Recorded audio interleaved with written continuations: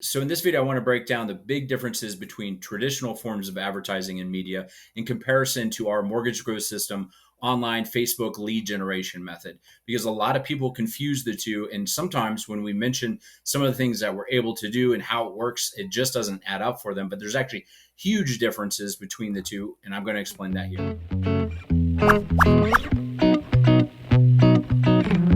So what prompted me to create this video is actually a recent question I got from a non-QM broker who was asking us about our programs.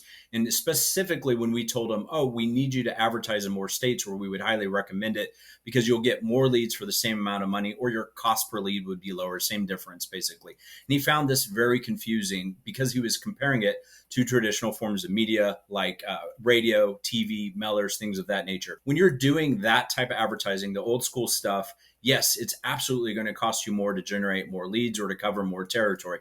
It's pretty simple, right? So if mailers, obviously, if you're going to cover one city, that's a certain amount of mailers. You're going to cover two cities. Now that's more mailers.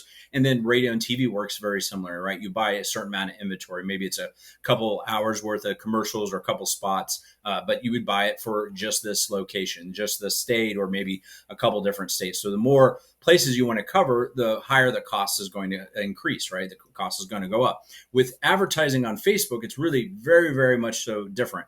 Now, Facebook is still somewhat of an inventory-based environment, but what the cool thing is about Facebook is it has an amazing algorithm that is actually finding you the best inventory at the time. So let's just say you have a machine that's constantly saying, oh, well, now you can buy an ad here for less. Now you can buy an ad here for less. So by covering more and more territory, geographically speaking, it allows the algorithms inside the Facebook platform to find the best inventory at the best price. And that's really what it's doing all the time. But just to be clear, it's not like a TV campaign or a mailer campaign where you commit to it for like a month or 2 months or 3 months or whatever the case may be. These kinds of adaptations that are happening, finding the best inventory for you, are happening, literally every second, do over and over and over again. And it's happening with the machine that's so smart that humans can't possibly understand it. And in fact, if you can look this up yourself too, Facebook themselves don't even fully understand how their algorithms works because they're so smart. They're educating themselves, they're teaching themselves,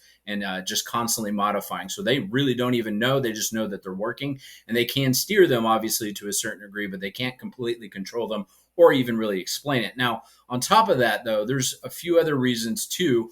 And part of it is also back to the algorithm, something that you just don't have with traditional media. The algorithms can find the right person, and that's based on so many different things. It's based on the ads they respond to, the colors they like, the things they read, the kind of text that attracts them. And so the algorithms are trying to figure all that out too. So they're always finding the right person to show your ads to. And the more territory you have, obviously the more people that they have available to show these ads to. So they'll have a better selection of people. So it's like, the best example I could give is like if you were running an ad on radio, but you somehow were able to control it where it only ran ads to the person who didn't switch the channel when ads came on, right?